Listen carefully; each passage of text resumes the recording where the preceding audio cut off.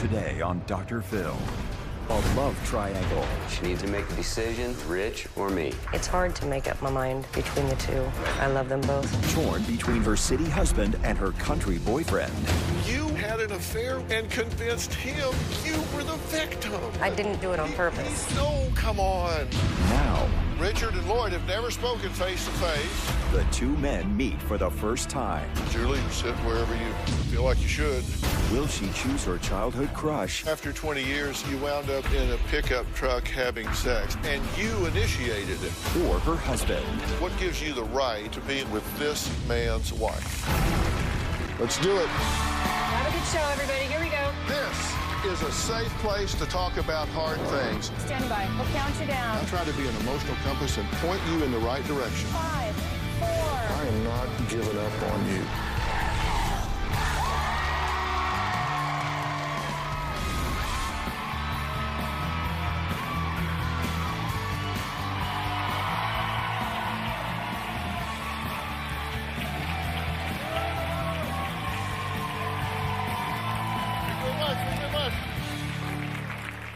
Okay, take a look at this couple, Julie and Lloyd. They've been in a relationship for a year and a half, but they've known each other since childhood. They both say the attraction was instant. Julie says Lloyd makes her forget her troubles. He's passionate and fun. She's attracted to his simple country boy way of life, and the sex is great. Sounds like a really good relationship, right? Well, there's always a catch, isn't there? Julie's not married to Lloyd. She's married to Richard. And she has been for 13 years. Now, after a year and a half of this twisted love triangle, they're all saying, you know what? Enough's enough and too much is too much. And it's time to figure this out. Like the old saying goes, two's company, three's a crowd. So Julie has reached out to me, desperate for me to help her decide between her husband and her childhood crush. I've been married to Rich for 13 years, but I have been having an affair with Lloyd for about a year and a half. It's hard to make up my mind between the two. I love them both. When the passion with my husband died a few years ago, we just let it die. There's no kissing anymore. I will not initiate sex, and he will not ask for it. Lloyd and I reconnected after about 25 years, and we just picked up right where we left off. We went to a local pub and reminisced about old times. Him and I left, and we went parking in his pickup truck. And I can't say we made love. We just had sex, like two 16-year-old kids. The passion that I felt with Lloyd was amazing and something that I hadn't had in years. I'm happy, yeah. There are so many qualities in Rich that I don't want to let go of. But yet, there's a lot of qualities that Lloyd has that keeps me going back. Really? You're lying. I just can't make up my mind if I should stay with Rich or go with Lloyd. Well, Julie may be having a hard time deciding who to choose, but Richard's pretty clear that he wants Lloyd to just get the hell out. He wants him to get lost. When I first found out Julie was having an affair, I was extremely upset. I had told her I was packing her things and don't even bother coming home. She begged me not to leave her. We have to learn to be different. She made a point of convincing me that she was going to end the affair, that she would do whatever she had to do to make our marriage work. After we had that talk, I would find out that she had gone to see Lloyd again. I know that Julie goes to Lloyd's and stays 2 or 3 days while I'm gone. It's very upsetting. She's with another guy in his place. I did recently threaten Lloyd. He was not allowing her to use her phone or respond to me, and so I texted him directly and said, Lloyd, you give my wife her phone back or I'm coming down there to break your neck. I wonder if I'm doing the right thing by sticking with Julie and trying to make my marriage work, or is it time to cut my losses and move on? You believe that you love your husband, Yes. right? You do love your husband. Yes. But there's Lloyd. Yeah. I saw him after 20-some years, and it happened, and then we just kept it going. Okay, hold on a second. You said you saw him after 20 years, and it just happened. You wound up in a pickup truck having sex. I hate it when that happens, but you just saw him, and it just happened. We're grown. We know what we're doing. So it didn't just happen. No. In fact, you got in the truck with him, and you initiated it. Yeah. Yes, I did. Okay, so it didn't just happen. Right. You're the it. You happened. Right. Did you know that? I did not know that. Because I know Lloyd's easy to paint horns on here, but she's a little horny herself. Apparently. You watched the tape at the top of the show, right? Yes. Was that the first time you've actually seen them together? Yes. And they were, you see it now, they're... Pretty chummy. Tell me how you wrap your head around that. What does that mean to you? Betrayal. He uses emotional blackmail and guilt to keep her on a string. So she's a victim in this, in a sense. I believe that she is, at this point, because she has told me many times. And I believe her when she looks me in the eye and tells me it's over, it's over. Yeah, because you know she's honest. She has been for 12 years. Had no reason to ever doubt anything that she did. But you think she's a victim here, so you I feel believe sorry for her in a I do. sense. When you sat down and told him about this, did you portray yourself as a victim? I didn't think I did. Because Wait a I minute. said, You didn't actually sit down and tell him about it, though, did you? I wrote him a letter, On Facebook, didn't you? basically texting. Here's what you said. Things have gotten way out of control with that friend of mine, Lloyd. Our talk time has become way too much. I don't know how to fix things because I just can't stop talking to him. I don't know why I allowed this to happen, maybe because of all the resentment I have towards everyone. Maybe I'm just lonely. Maybe I am just a person. Please don't leave me. This is all on me. You are the perfect husband and father. I am done talking to him. I want and need you. I just knew I wouldn't stop talking to him unless I told you. I couldn't give us 100% until I told you. I mean, it just goes on. But I mean, now that was 15 months ago. You said you were done talking to him, but it wasn't a talking. There was more than talking. But you didn't quit. No. How did you convince him you were a victim? I didn't. No, you did. You did. You convinced him you were a victim. And while he was saying you were a victim, I looked over and you were sitting there like you poor pitiful Pearl. How did you pull that off? I'm just saying that I don't know. I don't know. No, that's amazing. You went off and had an affair with a guy and convinced him you were the victim. How did you do that? I didn't. Yes, you did. I didn't do it on purpose. No, come on. I didn't do it on purpose. Come on. I told him for the whole entire time, this was on me. Did you convince yourself you were the victim? I never thought I was a victim. But maybe you're right. I don't know. Well, how did you sell it over here, though? I don't know. Didn't take much selling, Dr. Phill. I've been Julie's biggest protector and defender for 15 years. We make a great team when we work together. You got a new team member now. We're going to meet them after the break. Richard and Lloyd have never spoken face to face. I'm going to help them through this awkward introduction when we come back.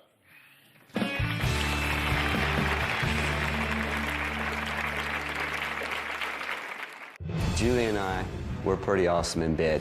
We're both in love with each other. She needs to make a decision. It's either Rich or me.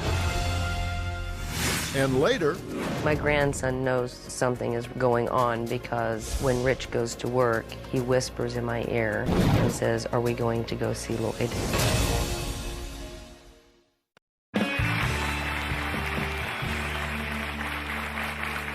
Julie says she has a big dilemma. She loves her husband, Richard, of 13 years, but she is also in love with her boyfriend, Lloyd, and has been carrying on an affair with him for about a year and a half. Now, Lloyd says He's loved Julie ever since they were kids. He let her go once, and he says he will not make that mistake again. Take a look.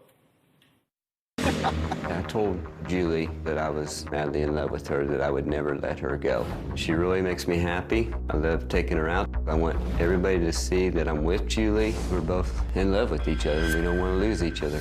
I always enjoy seeing you. You know that. Her husband would be gone. She would come to stay with me, or I would go up there for a couple of days. I get mad when Julie goes back on Sundays to be with her husband. Julie and I, we're pretty awesome in bed. I make Julie happier than Rich does, but she feels more secure when she's with Rich. She needs to make a decision. It's either Rich or me. We'll never let her go, no matter what she decides to do. Okay, Lloyd is going to join us now. This is the first time these two gentlemen have spoken to each other in person. So, Lloyd, come on out. I'm going to put him here. I'll have you stand if you would. Just step down here. Lloyd, how are you, sir? Good. Julie, you know, I'm Dr. Phill. Nice to meet you. I'll have you sit right over here if you would, Lloyd. Okay. And Julie, you sit wherever you feel like you should. I'll let you make up your mind on that.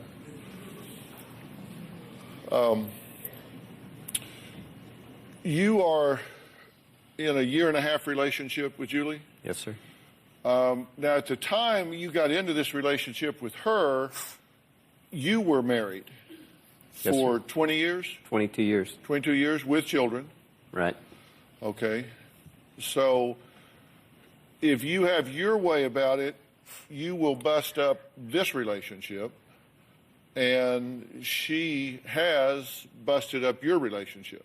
Right. Because after 22 years, Right, you walked away. What gives you the right to be involved with this man's wife? It doesn't. I mean, it's wrong. It's completely wrong. But take me through the moment when you gave yourself permission to get involved with this man's wife. When Julie made the move is when it started. So he says that you are manipulative and guilt-inducing. You take her phone from her where she can't get messages from him or call him. That you've said to her, look, I left my family for you. I quit drinking for you. I've changed my whole life for you. You can't leave me now. Do you say that to her? Yeah, I do. What do you want to say to him? I don't know if I can. I've texted Lloyd a few times. He knows how I feel. And Well, I don't know how you feel. I'm very upset with him. Would you mad yell at him. fire if you were on fire? It's not my way, no. I'm How do you feel about them over here holding hands? You don't like her going back to him. No, I don't like it. But I think the thing that I told Lloyd one time in a text that was said in kind of an angry period of time, obviously, but, they're having fun and games. We can see what they're doing up there. But it's a weekend getaway. They don't have reality. And they got this little junior high romance type thing going on that makes them both feel real good because they don't have any responsibilities when they're together. If they were together, and I've told Julie, maybe a separation is what we need, and maybe you need to just go live with Lloyd for 3 or 4 months and see how it works out for you when reality sets in. So you want me to help you pick? I don't want you to help me pick. What do you want? I don't know what, I need to get this on straight. Ask me a question. You ask me anything you want to ask me if you are prepared to hear the truth. I'm prepared to hear the truth. Then ask me a question. I don't know how I got to this point. I don't know why I put myself in this situation. Nobody did it. I did it. Okay, so if I can paraphrase, your first question is not what to do. Your first question is, how the hell did I get in this situation? Yes. Right? Okay. I'll answer that. We have to take a break, and then I'm going to answer that question right after the break. Now, why are both of these men leaving everything up to Julie. I'll start unraveling this after the break.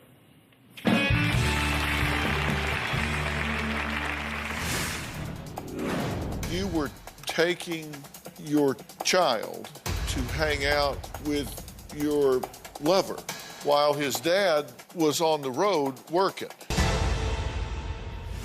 And later... You know, I gotta leave you. I can't do this. I need to walk away. And you know that was wrong. And I told you that was wrong.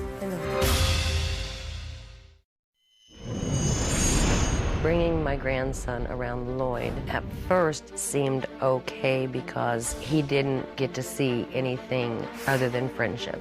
Our grandson would come home and make little comments. Hey, me and Lloyd are country boys. Dad, you're a city boy. Very hurtful.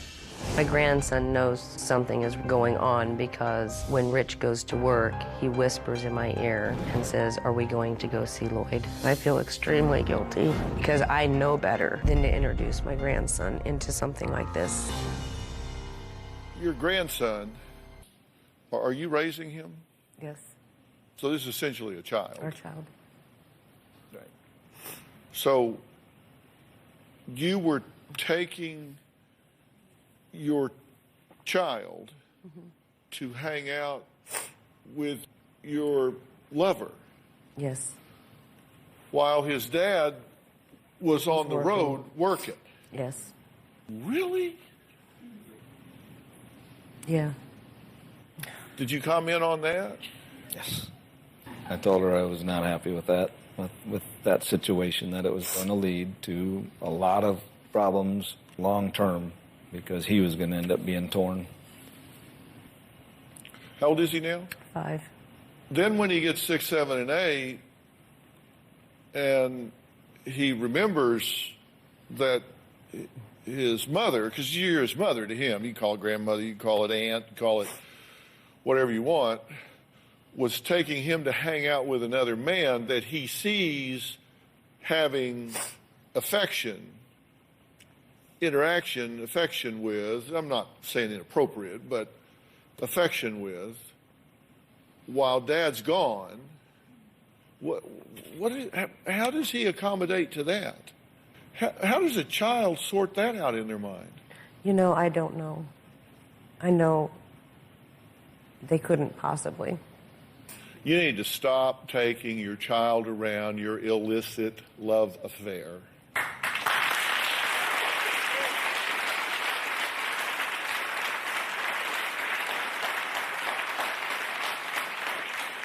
That is inappropriate. It is inappropriate. It is emotionally abusive. This is all around bad idea. You do not take your child to go see your lover. Bad idea. Bad idea. You need to stop that. Let me be real clear. You need to stop that. Okay. How did you get in this situation? You got in this situation because the two of you stopped working on your relationship, and then you went and started playing footsie with him. And you're quite right, and it's easy when you don't have bills to pay, you don't have a house to run, you don't have problems to solve. All you have to do is just be on a date. It's easy to have fun on a date. It's easy to be charming on a date. It's easy to have fun when you're just out playing. Correct. It's very different when you're actually involved in each other's lives on a day-to-day meaningful basis. And it's really hard to compare falling in love with being in love. Falling in love is exciting and exhilarating and infatuation. And being in love is a more comfortable, predictable, day-to-day sort of thing. It's not that one is better than the other, it's just different. Right. And it's apples and oranges, and it's an unfair comparison. This whole thing is just so illogical, I don't even know how to wrap my mind around it. You two have arguments about this, right? You two have arguments among yourselves and about your marriage, correct? You're upset with her about her relationship with him. You're upset with her about her relationship with him. Correct. You're upset with yourself about your relationship with both of them. Is anybody happy? No. Surprise! We'll be right back.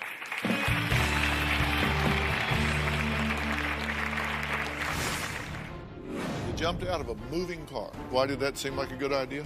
We were arguing, and I just like, I got to get out. What do you think about that? It's embarrassing. Lloyd is very possessive and jealous and wants me all to himself without Rich in the picture. It just upsets me when I know that she's going back home. Our arguments can be very volatile. One night when we were driving down the road, I had said I was going to go home to Rich, and so Lloyd jumped out of the car. Another night, he grabbed me by my arms. I didn't even realize how hard he grabbed me until I went home and saw the bruises on both sides. This past weekend, Lloyd did not want me to go home. I had my grandson in my arms, and Lloyd pushed me backwards. I did not fall down, but I lost balance. I gave her a little push, but that's all that's ever happened. Now I am scared that I might be getting myself back into a volatile relationship. You've been married a couple times before, okay? And so I want to write something down here. Now, you have had previous partners, okay? And we said that those partners were not good in that they were abusive, correct? Yes. We said that those partners were not good because there was alcohol involved, correct? Yes. We said those were not good because they were unpredictable, correct? Correct. Controlling? Yeah. Jealous? Yes. Possessive? Yes. Now, you're in a relationship with Lloyd. You just described marks on your arms. You said you stopped drinking for her, but the truth is you are drinking again, correct? Correct. So he is drinking. You said they were unpredictable. Did I hear you say he jumped out of a moving car? Yes. Because you didn't like what was going on, so you jump out of a moving car. All because he doesn't want you going back to your husband. How dare you go back to your husband? He objects to that, wants to control it because of jealousy and possessiveness. I know. Now, I'm sure he's a hell of a lot of fun in the seat of a pickup truck, but on the other hand, it seems to me that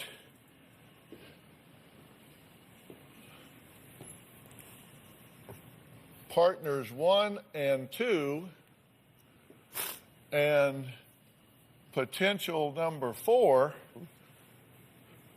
seem to have an awful lot in common. What do you think, Lloyd? Completely right. You jumped out of a moving car. Why was this? Why did that seem like a good idea? We were arguing, and I just like, I got to get out. And I just got out. And you went to rehab, right? Yes.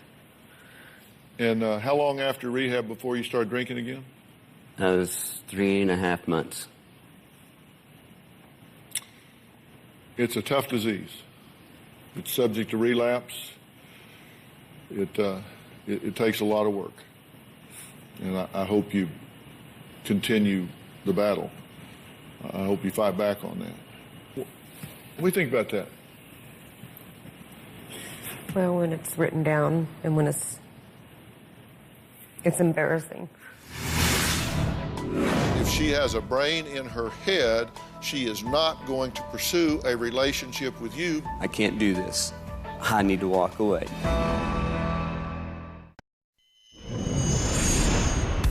Julie never wears her wedding band when she's around me. Today I caught her with the wedding band on, and she knew it bothered me.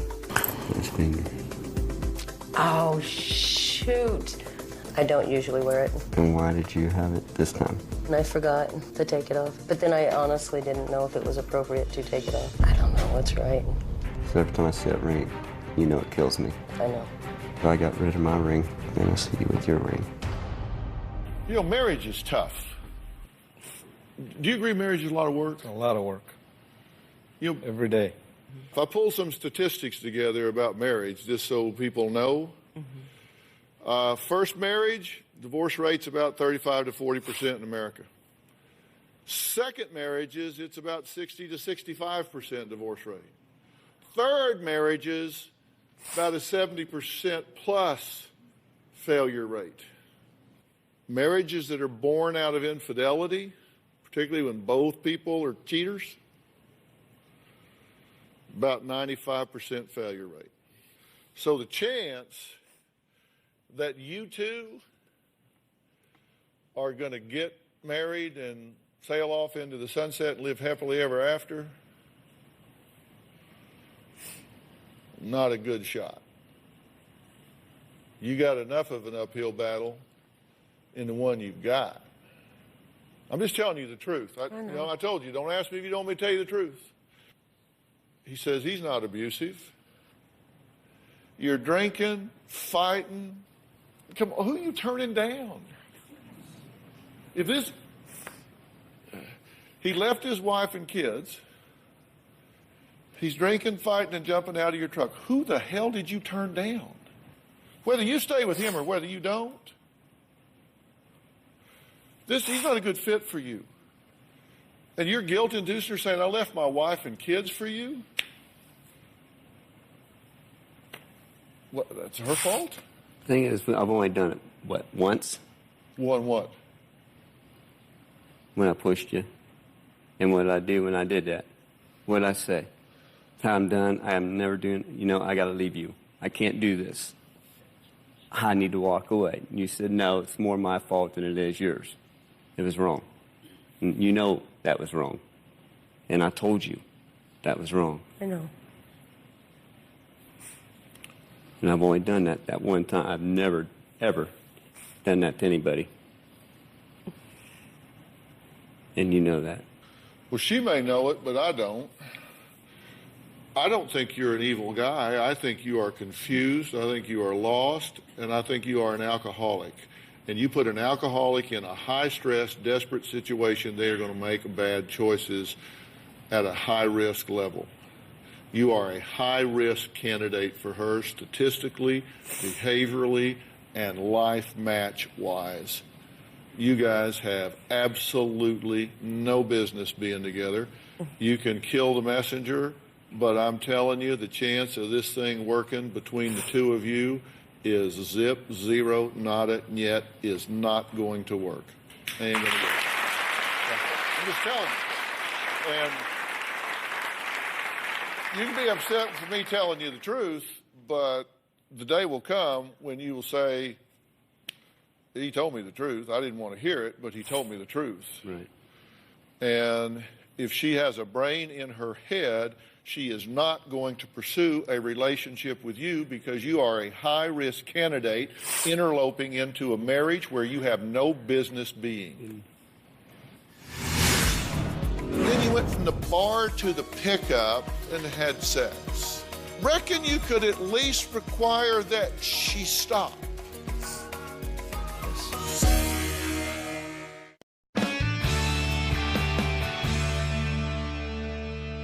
Have I been clear? Yes. There is zero future here. Mm-hmm. This is doomed. Whether if he stood up right now and said, you know what, I watched that tape of you two playing footsie and kissing and hugging and all that. You know what? You deserve each other. Just go forth and multiply. Do whatever the hell you want to do. I'm going to take myself, I'm going to go down the road, and I'm going to be happy. The hell with you. Go on. I would tell you the same thing. The chance of you two being together long term, is 0. That's just my opinion. It is not going to work. You met, and the first time you went out together, you went to a bar. And then you went from the bar to the pickup and drove down the road and had sex. Both of you married. And you actually met at a funeral, right? It's his mother's funeral. His mother's funeral. And then went to a bar, and then went to the pickup, and then went and had sex. Okay. You need to move on. If you are willing to forgive and try to work on this marriage, reckon you could at least require that she stop. Yes. Because that would seem to me to be a prerequisite. And then if you wanted to work on it, then I'm willing to help y'all do that. You have problems in this marriage. If you interact with her the way you interact with me, that's a problem. I would think she would want a little more out of you than maybe what she's getting. That doesn't justify her having an affair. Your problems generate marital issues. They don't generate extramarital issues. There's a difference. The extramarital issues you own. The marital issues you have plenty of ownership in. And if, in fact, you do care about her, you'll leave her the hell alone. Stop. Right.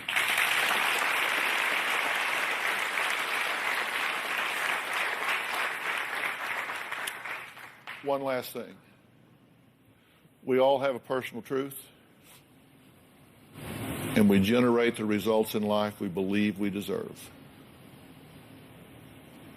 And you've generated yourself a mess. That tells me that's exactly what you believe you deserve. You got to heal that personal truth. And I'm willing to help you do that. I want you to look me in the eye and give me a clear commitment about what you're going to do. I'm going to fix me. Make an effort anyway. And I'm going to stop seeing Lloyd. And I want to work on my marriage. I want to get it back. He's a good man.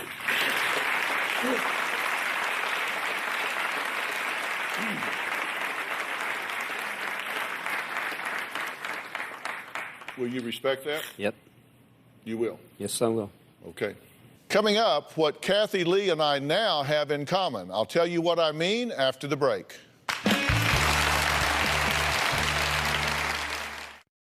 It's not often I get to turn the tables on Philip and brag shamelessly about all he has accomplished, but today is a little different. Recently, we had the privilege of being invited to New York to rub elbows with other broadcast luminaries who were being inducted into the Broadcasting and Cable Hall of Fame. I just happen to be elbow to elbow right now with one of those honorees. I wanted to share that special night with the people that mean so much to him, his audience.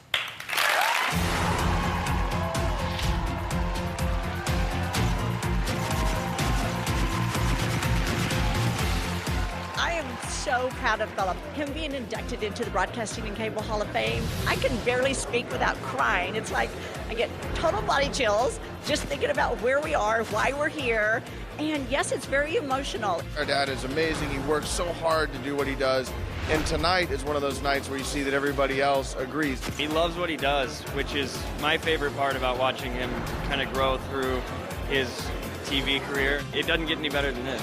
He says, I always get all the credit, but it's really all the producers that do all the work, which is kind of a lie because he's a very hardworking man. In fact, he's the hardest working talent that I've ever worked for. He's a talented man, but he's also brilliant. This is really an honor for the show itself. It's a celebration of everything that we have accomplished as a television show. He's a great guy, he really is. And I'm glad he's getting his thing tonight. Regis is already in. He was wondering what was taking so long for Dr. Phill. I mean, you know. Yeah, it's about time they paid a little attention to Dr. Phill. I knew from my encounter with him that he'd be really good on television, and it turned out to be better than I thought. Not just good television, great television. I am proud of what we were able to create together.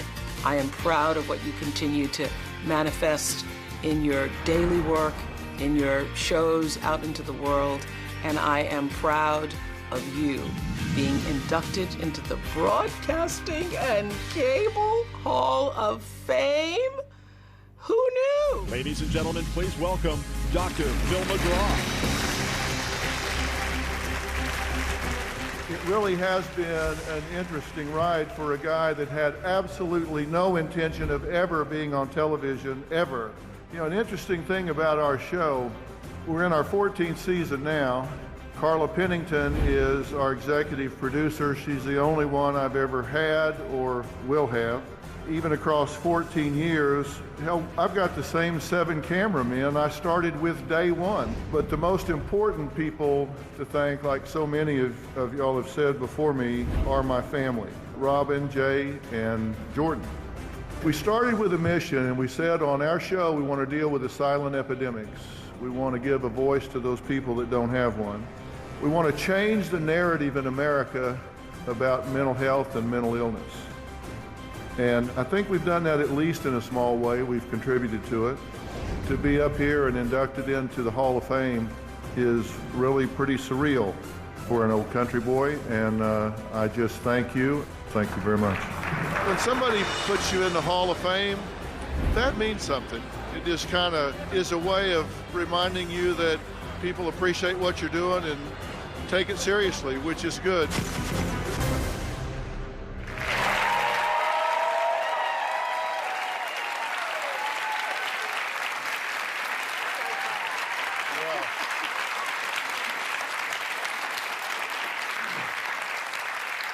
That was quite a night, wasn't it? It was fun. It was so beautiful and so well deserved. Yeah, so well deserved. And you made the cover. Love that he made the cover. Well, I really am proud of all we have accomplished on this show so far, and we're really not done yet. In fact, the public probably doesn't know it. It's been in the industry. But we just announced that we're going to continue the Dr. Phill show, and we have been renewed until the year 2020.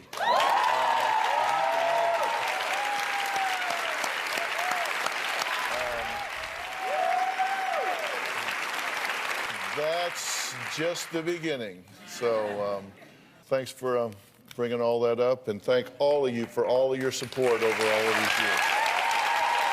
I want to thank all of my guests today. For more information about today's show, go to drphill.com. We'll see you next time.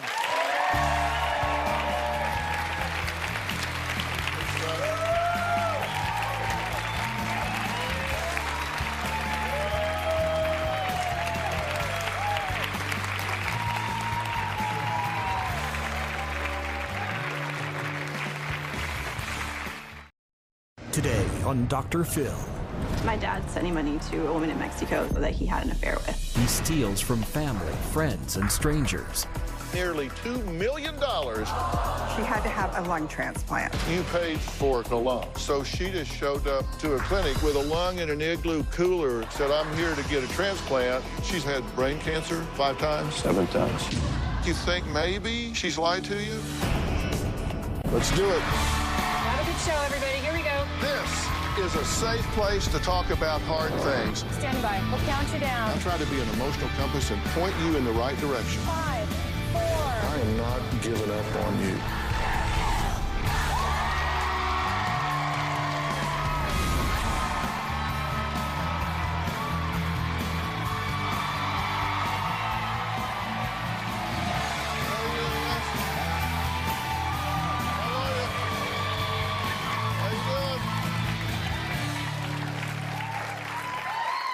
Well, Now, death threats from Mexican businessmen, black market organs for sale, tens of thousands of dollars in extortion money paid, and more than 100 trips back and forth to Mexico. It's an unbelievable story that has this sweet-looking grandpa trapped in what his daughters believe is an outrageous international scam. So who's the alleged mastermind behind this multi-million-dollar mystery? Well, according to Maurice's daughters, it's his former Mexican mistress. Take a look. My dad sent money to a woman in Mexico that he had an affair with. He has sent her over $1.5 million. My dad is obsessed with Josefina. An extreme obsession. He met her at a hotel that he was staying at. She was the maid there. It just blows my mind. I have never met her. I have never spoken with her. My dad said that because he only had sex with her twice, it is not an affair. We believe Josefina is conning our dad, absolutely. Josefina has told my father many times that she's dying. I believe Josefina is truly sick. She may not live. It's a matter of life and death. So she started by asking my dad for money for a lung transplant. Then the lung apparently didn't take. Then she stored that lung to then resell it to someone else. That's totally black market. So clearly she's a criminal. The lung story is preposterous. We have told my father how it's not even medically possible. Then she traded that lung to get ownership of a ranch. She's told my dad that she's eventually gonna sell and then pay him back. She promised a huge payout. There's no doubt in my mind that she's telling me the truth.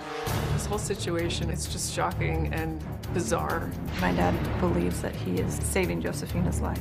My dad hasn't seen her for at least 13 years. My dad hasn't even spoken to a doctor or seen her medical bills. She hooked him somehow. I think she is holding something over him. I look at her as the scum of the earth. This awful woman that just is mocking my father. I want Josefina out of his life. She's ruined his life. She's ruined our lives. This woman has torn our family apart. Well, but now Maurice's daughters insist their father has gone from being conned to being a con man himself. They say he's lying, stealing, and taking money from innocent people to give to this former lover. My father has preyed on a lot of innocent people. His whole life is consumed by getting this woman money. My dad would tell them that he needed the money to help this dying woman in Mexico. He just finds those perfect victims. My father is a manipulator. He's a thief. My dad is financially ruined so many people's lives. Destroyed some marriages, torn families apart. I talked to a man my dad owed $20,000 to. He'd taken out a personal loan. And his wife has Alzheimer's. He said that he doesn't have money to pay for her medical care. There was one family from church that gave my dad their entire life savings. Someone from my sister's church confronted her and said, if I met your dad in a back alley, I can't promise what would happen to him. And at least 10 people had confessed to him that they had given him money as well. He's violated such an intimate trust there. I feel terrible when I hear the stories. I wish I had the money to pay these people back. I don't want him to hurt one more person. Well, this is just a hell of a mess, right? Yeah, well, it gets worse.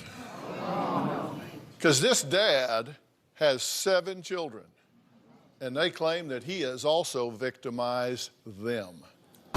My dad doesn't just prey on innocent people. He has preyed upon his own family. He took money from me and each of my sisters. One of my sisters gave my dad $40,000. He called her and said that literally if that money was not wired to him immediately, that he would be killed. He has gone to a few of my sisters telling them I'll be arrested or some men in Mexico are gonna come after me. I had a business with my sister and my dad. My dad was able to steal $200,000. Because my name was on the business and my sister's name was on the business, we went down with him. He's destroyed their credit. They lost their homes, they lost their cars. I went into a deep, dark depression. It's a place you kind of never want to go. At the time, it was heartbreaking. It was the greatest betrayal. Now my mom is packing up her home because my parents' house is in foreclosure. Just need a minute. My dad has broken our family. My dad has no shame. He literally does not care about any of us. Okay. You were in business together. Yeah, I probably suffered the most financially, yeah. Just bottom line, how much do you think he stole from you, just straight up? That I know of is about $200,000. You know, we lost a house, lost a car. Take me through the moment that you realized my father has stolen my money and given it to some woman in Mexico to the point that I am losing my home. That's the moment I want to go through. I mean, what I like rage and anger, and how could you possibly do this and think it was okay? But the thing is, you can't, there was no reasoning. And you've not spoken to him in 2 years. Right. People were coming to us saying he owed them money. We didn't know what it was about. And we knew there was just more to this story. And so we kind of stormed into his house and told him it's time to come clean. He came clean about some of it, as much as he was willing to, and told us about, you know, this woman, this money that he'd given to her. That was the point when I said, you know what, this is it. That was 2 years ago, and that was the last time I spoke to my father. Karina, you had his phone for a few days. Mm-hmm. What happened when you had his phone? All day long, there's phone calls, text messages, asking where's my money. Which one of you got the death threat against your father for $40,000? She's not here. She's not here. And he actually called her and told her that she didn't personally get the death threat, but he called her and told her. Then he'll have this fear in his eyes, Yeah, like, and you just, if I don't get this money, something bad is going to happen to me, you know, and you don't want to fall for it, but you don't want your dad to be killed. Right. I mean, he pulls out all the stops. By the way, he's married to your mother. Right. And she's now losing her house. Right. Because he's giving money to this woman. Right. Next 19 years of secrets, 2 Mexican mistresses, and nearly $2 million just handed away. Why did Maurice's wife continue to turn a blind eye to her husband's secret life south of the border? Well, I'm going to ask her. She's here. We're going to add her to the conversation after the break.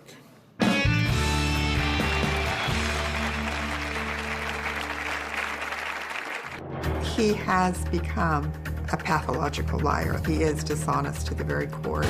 The day that I found out that my husband Maurice had an affair with this woman, my whole world was turned upside down. She has conned him.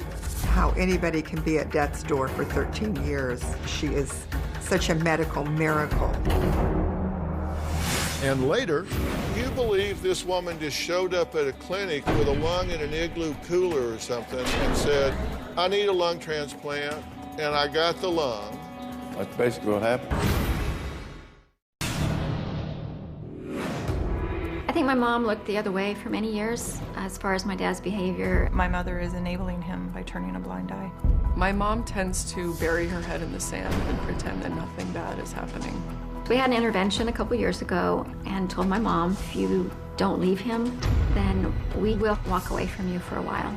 I honestly don't know why she has stayed. Well, secret phone calls in Spanish and hundreds of trips over the border.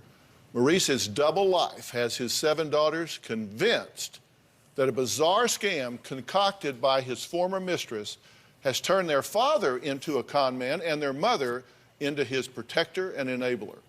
Now, before we speak with the matriarch of this beautiful family, let's hear what she has to say about her partner of nearly 50 years. My husband Maurice has torn apart my family. My children have just been absolutely devastated. He has used them over and over. My daughters all feel like they've lost their father. Their hearts have been broken. He has become a pathological liar. He is dishonest to the very core of his being. That's really hard and sad for me to say that. My utilities have been turned off. My internet gets turned off. Frequently, my phone gets turned off.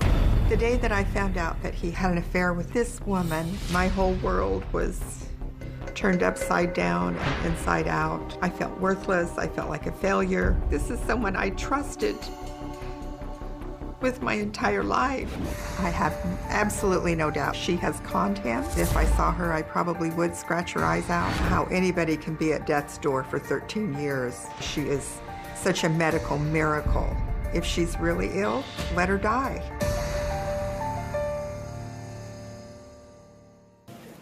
I'm glad to meet you, and I'm really sorry for the circumstance. I'm just so sorry. I hate it for you. This has been going on for 19 years, right? You now know. Apparently, Well, yeah. you didn't know that then, of course, but you know it now. Yeah. How do you feel about this? Devastated, angry at myself, angry at my husband, at this woman. Along the way, he also had another woman, right? Yes. And that's when you found out that he has a daughter. Yes. Y'all have a half sister. Yeah. Yes. In Mexico. Did you know about that at all? Were you? Not until 2 years ago. You had to be shocked. Oh, yes, I was. What did you say to him when you found out he was shipping money off to this woman? Let's go back to the other woman, the one that's got the revolving lungs. And what did he tell you about it? She had to have a lung transplant.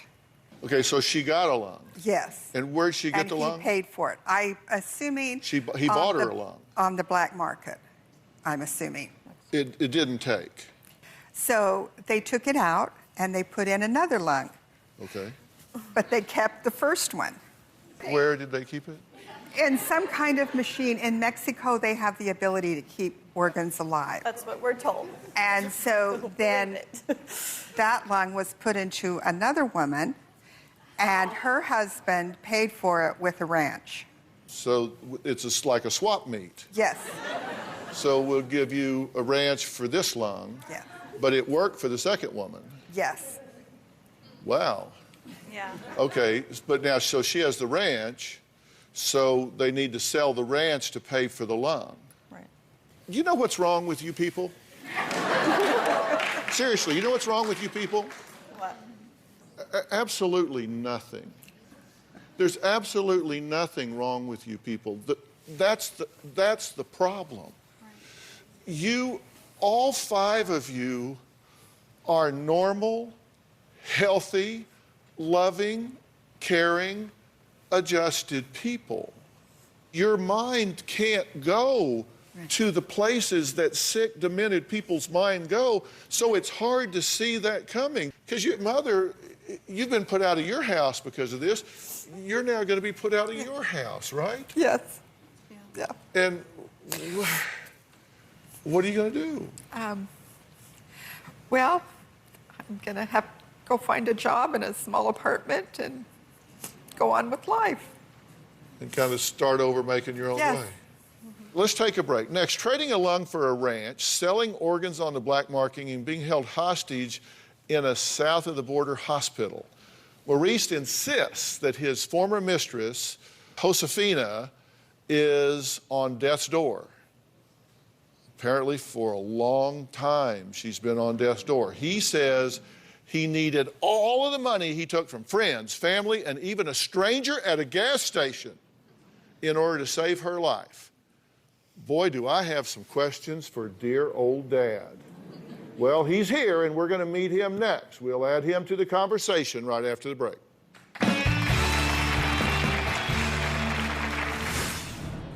So she just showed up lung in hand to a clinic, said, I'm here to get a transplant, and I've got my lung with me.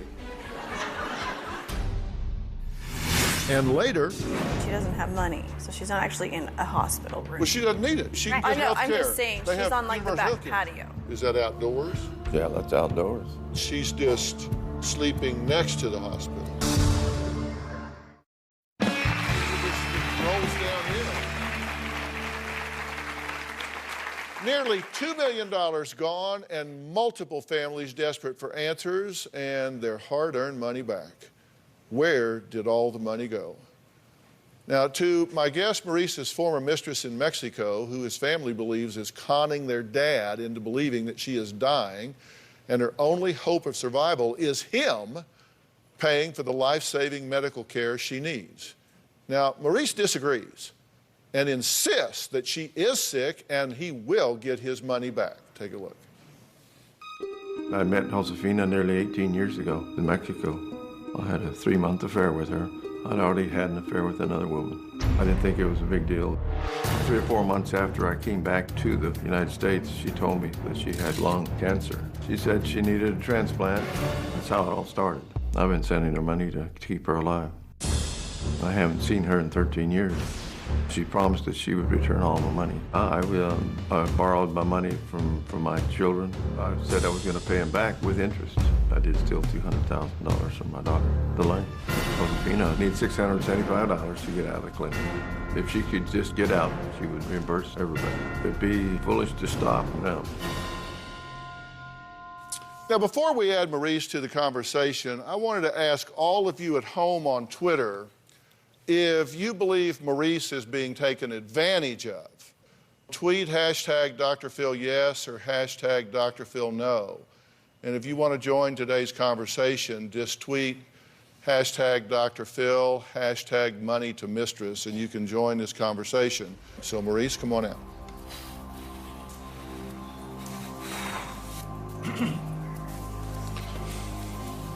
Maurice, Dr. Phill. Nice to meet you. Good to meet you, sir. Have a seat if you would. Thank you. Maurice, I'll just jump right into it. I've been here talking with 4 of your beautiful daughters and your wife, Linda. They feel lied to, they feel betrayed, that you have stolen money from them to the point that she's lost her home, she's losing her home. Do you deny that, or is that true? I think that happened. I want to see if I understand the timeline of this right. So in 1996, Maurice and Josefina meet, and you begin a 3-month affair in Mexico. And in 2000, Josefina calls Maurice and says she has lung cancer and needs a transplant. Why call you 4 years later and say, I need a lung transplant?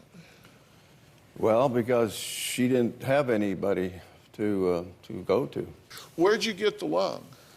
She went down to Veracruz to receive that lung, and on the black market? Yes. So you paid for acquiring the lung. So she just showed up lung in hand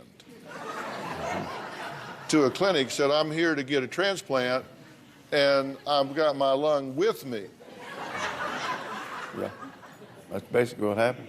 You believe this woman just showed up at a clinic with a lung in an igloo cooler or something and said, I need a lung transplant, and I got the lung, and this clinic just had a transplant team just happened to be standing by in Mazatlan? No, the doctor was the one that put the whole thing together. Shockingly, it didn't take. So Josefina decides to store the lung. She stored it for about 2 weeks. Like at the house? No, not at the house. Where'd she store it? At the clinic right there, and that's what happened. And then she finds another lung, and you help her pay for the second lung and transplant. So she says, okay, now I got an extra lung. Yeah. So she sells it. Right. So that's when they swap the ranch. For it. So don't have the cash. Yeah. But I've got a ranch I'll trade you for. The ranch worth $1 million. That's right. But despite the new lung, she's too sick to sell the ranch. Well, she was too sick to do right immediately, yeah. She's also had brain cancer? Yes. 5 times? 7 times. 7 times. 7 brain cancers. She survived that. And then in 2002, the lung recipient died. She gave it back to her. Josefina sells the lung on the black market for $2.7 million. 2.2. 2.2 million bucks. But she says she can't pay you back. She got the money, and the money went into a bank, and it's there frozen. Why is it frozen? Because of the amount of money. It's too much money. I didn't know you could have too much money. She has too much money. You have a computer, right? Yeah. Do you ever check on these sort of things? Yeah. Because just before I walked over this morning, I just thought, you know what? I think I'll just Google up and see what a lung costs on the black market. And what'd you find? In China, you can get one for an average of about $23,000. In Europe, it was even less. In Mexico, they didn't really have much of a selection. Yeah, I know. I even looked on eBay. And they just didn't have anything. Maurice's family says he doesn't even remember the names of people they claim he's victimized. Well, but I have a list, and we're going to see what his thoughts and feelings are about this. We'll be right back.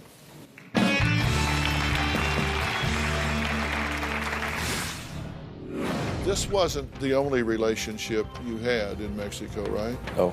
Do you have a second family?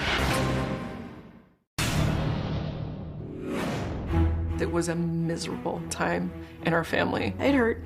It wasn't fun to realize that. Embarrassed, mad, just disappointed. When we found out that my mom knew, it felt like an enormous betrayal. This wasn't the only relationship you had in Mexico, right? No. Do you have a second family in Mexico? I've got one in Ensenada. A daughter? 19-year-old. And did you raise her? No. Have you been supporting her? Yeah. So you've been paying money there and to Josefina? Yeah. I decided that 2 weeks ago I was going to cut it off completely and not have any contact with her. But that's, I mean, that's not entirely true. We took his phone, so he couldn't call her. Yeah. And he actually left my house twice trying to go call her, like walk to a gas station. I went to the bank to get the money that had come in. And what were you going to do with that money? Well, I was going to give it to my wife. No, that's not true at all. Weren't. No, that's not true at all. I had to have him hand it over to me so I could count it, and he was not going to give any of it to my mother. Look, if we have any hope here, one thing we got to do is be just completely honest. I mean, at this point, what the hell? Yeah. I mean, you got a second family in Mexico. You shipped nearly $2 million to Josefina. Wasn't your theory that they weren't going to let her out of the hospital if she didn't pay him some money? Yeah. You know what she told you? Yeah. So in Mexico, you don't pay, you don't go. That's right. So they keep you there. That's right. They keep you there. So you needed to give her money so she could get out.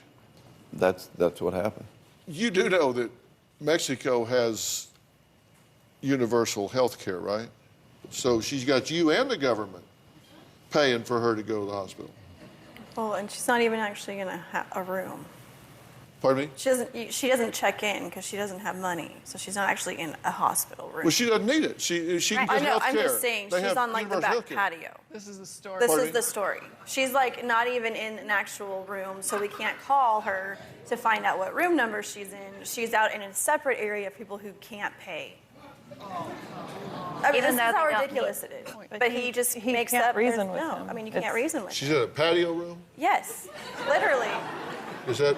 No, she's behind the clinic. Is that outdoors? Yeah, that's outdoors.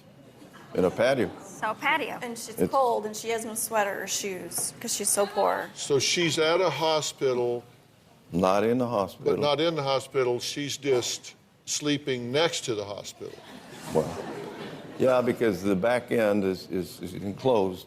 She's able to stay right there with the hope of getting the money. And he believes this. Yeah, I mean, that's the thing. That's What do you do with that? Anything she Okay, well, this is just an example of one money transfer service that Maurice has used to pay for this kind of explanation. It sent anywhere between $150 and $990 nearly every day for the entire year. The money transfers from just this company totaled $105,134.01. That's just from one company. Right. So where does he get all of this money? Well, I made a chart. This is just according to Maurice, and I'm not even sure he knows for sure. He has taken his family for $500,000. He's taken $500,000 of his own money out of his account with he and his wife. He's gotten $3,500 from one guy, $2,700 from another, $3,000 this guy, an investor $100,000, Mexican businessman, 40 grand, 2,700 to Greg, 20,000 to a friend, 12,000 from a church member, 40,000 from another church member, 60 from a friend, 5 strangers totaling 300,000, another stranger for $500. This one was the one at the gas station, I think. Church elder, undisclosed amount, 6 church members. All of this, and when it's all added up, that totals to $1,464,400. And that's just what we've been told. Right, right. There's no question that's not the bottom. Right. No. It is not in the realm of possibility. Do you believe what he's telling you? Well, I don't believe it.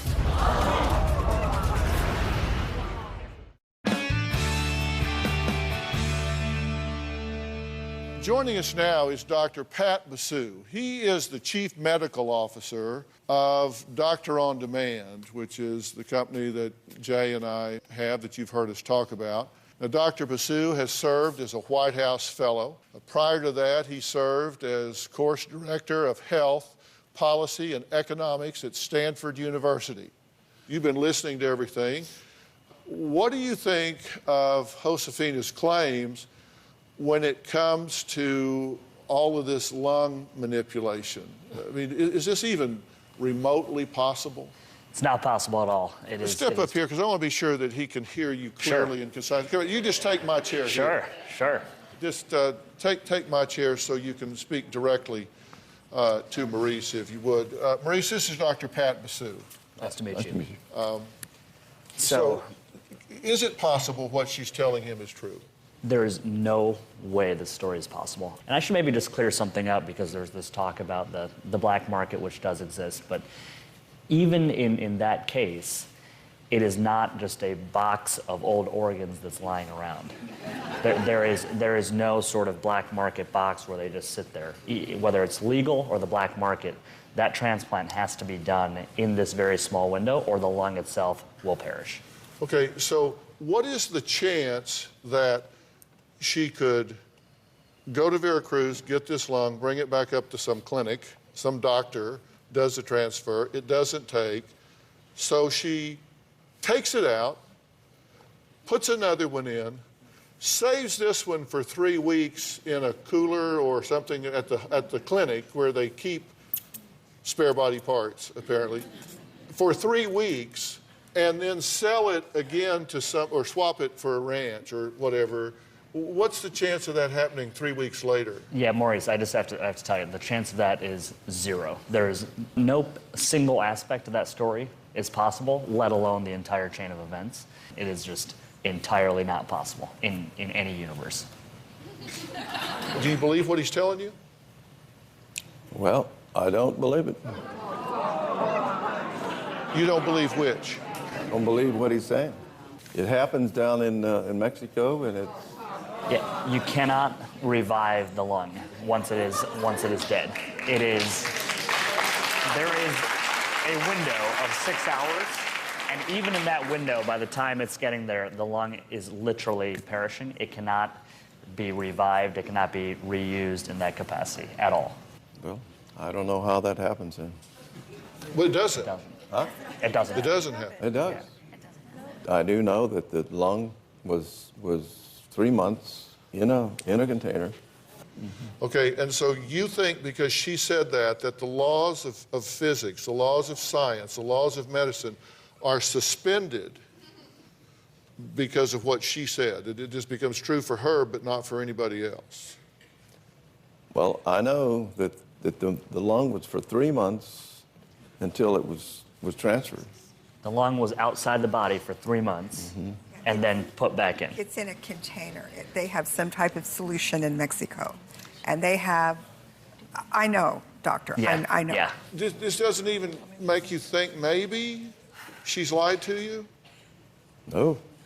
Okay. All right, listen, that's very important for me to hear. That's very important for me to hear. It helps me, that informs me to help inform you. Okay, next, there is one key person missing from this conversation.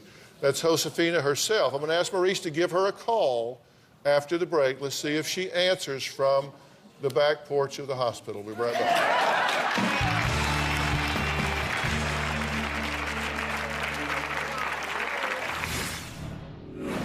We'll now dial the international number, and I would like to ask her a few questions if you could translate for me.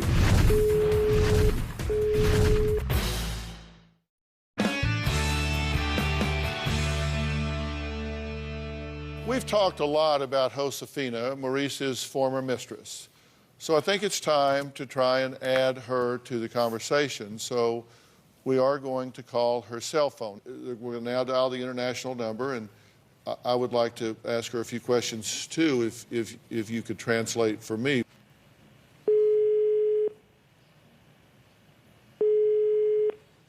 Después del tono, grabe su mensaje. Marque la tecla gato cuando termine.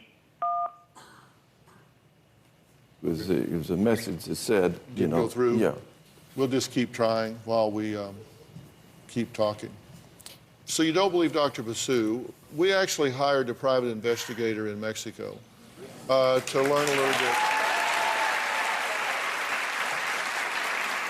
To learn a little bit more about Josefina, because you say she's just all alone and nobody to call but you, and you say you're helping her because she has no family. Well, actually, the private investigator did find her, and they found that her parents are still very much alive, that she has multiple siblings, and in fact, the phone that she talks to you on is actually billed to her sister, and at the same address. I don't believe it. He was also able to find information about Josefina's ranch. There's no property in her name at all. No ranches even located in that area in anybody's name. So the ranch she says that she's traded for is not in her name, is not in anybody else's name, and where she says the ranch exists, there are no ranches in that area at all, period, zip, zero, nada, yet no ranches. Well, I don't know where you're getting your information. Because yours is so reliable, right, Dad? I mean, you can get on an airplane, you can go down there and find out. We got the address. We can walk you right up the front door and knock. You can go to this hospital, room 103. She is not there. She is not there. That was actually inside the hospital. It wasn't on the patio. It was inside the hospital. Ranch. No ranch. No, she was only doesn't exist. Lungs that live for more than 6 hours. Nowhere on the globe does that happen, ever, period. These are facts. These are not opinions. These are not matters of, I see it one way and you see it another, tomato, tomato, potato, potato. These are facts. How many doctors do I need to line up to tell you you can't keep a lung alive for more than 4 to 6 hours? I don't know, because, you know, that lung is alive for 3 months. Yeah. Okay, next, where do Maurice and his family go from here? Well, I'm going to tell all of these women what I think needs to happen after the break. Before we go on, earlier in the show, I asked my Twitter followers if they believe Maurice is being taken advantage of, and the results are in. 54% say yes, 46% say no. I'll tell you why I think it's 50-50, because they're focusing on him as being a perpetrator of all of you and all of these innocent people we had up here, as much as they are of him being a victim by her. I'm going to talk about you like you're not here for a minute, okay? Go ahead. And I mean, no disrespect, but I have to be candid about this. I've not evaluated your father, long-term or historically. All I can tell you is where I see him now. And, you know, I spent a lot of time doing this kind of thing back when I had a real job and was in private practice. Part of my training was in forensic psychology, where I was often worked as an officer of the court to make determinations of sanity, person's ability to conduct their own affairs, things of that nature. It's obvious that he has constructed a delusional system here. And when you try to crack the delusional system, the walls come up. And at that point, this person is not able to separate fantasy and reality. Okay? So those lines are blurred. I think you can go to any court in the land and get a conservatorship appointed. So he cannot get himself bankrupt, so he cannot get himself exploited further, so he cannot conduct business and take other people's money. The first thing I would like to do is offer Maurice a chance to go and have himself evaluated at the Lawless PNP Center in Dallas, to have him really looked at and see if there are neurological issues here, if there are psychological issues here that have him caught in a loop that he just can't get out of, and see if we can maybe do some things diagnostically and break that up for him. And also joining us is my really good friend, Miles Adcox. He is the owner and CEO of OnSite. And OnSite is the worldwide leader in intensive workshops and treatment for those that suffer from emotional trauma and mental health issues. Do you agree he's delusional here? Yeah. Yeah. Would you take the help that I'm offering you to get some evaluation done and focus on yourself and get some professional help with this? Yeah.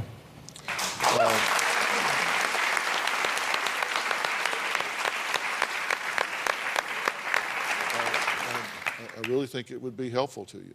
When you finish at OnSite, I'm also going to set Maurice up with ongoing therapy after he leaves here today. You know, at Doctor On Demand, we also have an extensive network of board-certified doctor-level psychologists that can see patients on the Doctor On Demand app from the comfort of your own house. You don't have to get in the car and drive to the therapist office. It's easier, it's cheaper, and in my opinion, every bit as effective. And for those of you at home that want to, you can download the Doctor On Demand app at Google Plays or the App Store. I want to thank all of my guests today. I want to give a special thanks to Dr. Pat Basu, Dr. Lawless and the PNB Center, as well as Miles Adcock and OnSite for offering to help Maurice and the family as well. Thanks for being here. We'll see you next time.